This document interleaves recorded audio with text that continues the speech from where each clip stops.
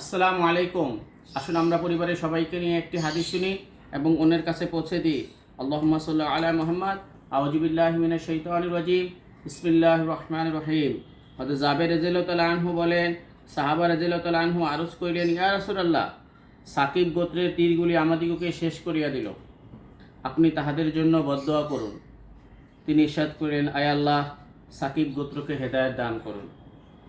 হুজুর সাল্লাল্লাহু আলাইহি সাল্লামের কাছে ইরশাদ করলেন যে সাকিব গোত্রের তীরগুলি আমাদিগকে শেষ করিয়া দিল, আপনি তাহাদের জন্য বদদোয়া করুন। তিনি ইরশাদ করিলেন, আয় আল্লাহ, সাকিব গোত্রকে হেদায়েত দান করুন। তিরমিজি শরীফ থেকে বর্ণিত হাদিসটি।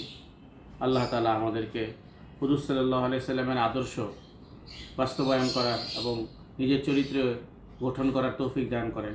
আসুন আমরা সৎ কাজে আদেশ ও অসৎ কাজে নিষেধ করি এবং পবিত্র কোরআন শরীফ থেকে প্রতিদিন একটি আয়াত হলেও তেলাওয়াত করি। আসসালামু আলাইকুম।